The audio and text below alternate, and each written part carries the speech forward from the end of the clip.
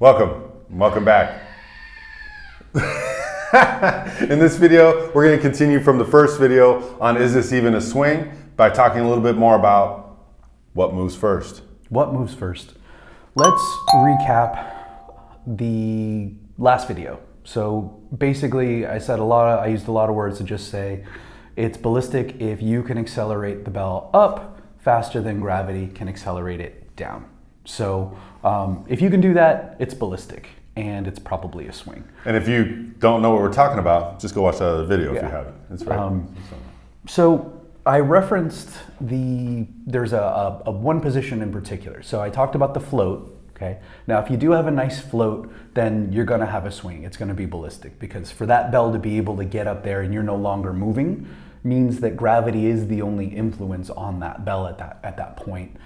Forget about wind and all the other stuff and all kinds of other forces to keep the bell in orbit. Like, don't be a jerk. Come on. So the other thing I talked about was this position here with the arms connected. Now, why is that important? At this point, if he's finished, so we've got hips here, we've got knees, we've got everything finished, accelerating the bell, and the arms are still down. This line right about here, if his arms and by extension the kettlebell are still in that down position, what that means is he's already generated his force. And one of the things that is required to have that float is to separate the force production from the transfer of that force into the bell and the subsequent rising and then float. When you have a good swing, that's one of the things you'll look for. You'll see someone finish, you'll see the really crisp pop, you'll see a finish, and then you'll see the bell start to float. It'll be just a tiny bit of a delay. The more of a delay you see, the better the swing is usually, and that's something to look for. So this is the position that I like to look for. If I'm going through, if I'm doing some coaching or some technique analysis, I'll go through the video and I want to do a still of this point and I want to see where is somebody. Now, if I see somebody here, okay, now notice what I did. I didn't just lift his arms up, okay? You can't just lift the arms up. For the arms to be here, the hips are going to have to be back here, okay? If the arms have gotten the bell this far, the hips haven't had to do it, okay? So at this point, the arms in the back are still influencing the path of the bell. This is not gravity alone. He's using force from his upper body. So I'm going to see this in my video. I'm going to see the hips back a bit. I'm going to see the knees bent. And then I'm going to see probably a scoop just to finish up. So maybe you get a very small millisecond of a swing, but usually what it is the upper body has lifted the bell and then the hips just swing underneath to support it. So not a swing, not ballistic. So really important that we look at these positions here, okay? We want to look at, again, this line, but we also want to see what moves first.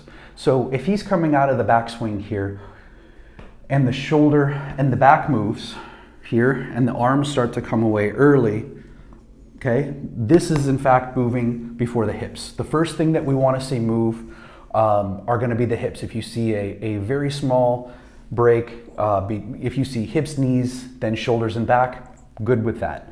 Ideally, we want to see everything look like it's moving all at one time, but you cannot see the shoulder and the back move first. If you do see that, then that is in fact somebody lifting the bell. This is the thing we see a lot with Instagram coaches who aren't quite there yet with their skills. Just because you can swing a kettlebell doesn't mean you're doing it right.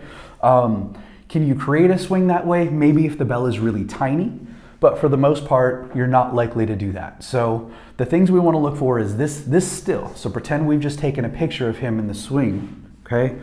We've got hip, we've got knee, everything's nice and tight, standing plank, and we have this line right around the waist, okay? His arms are still down, that bell is still down. That means that all this force is going to come into the bell soon, and it's going to make it swing, it's going to make it float. So this is the position you're looking for right here, in addition to what happens up here. And you're also going to be looking at what moves first. Is it the shoulder or the back? If that's the case, and you see this big arch, you see the hips finish last, probably not a swing. Cool. Pro tip, use your video.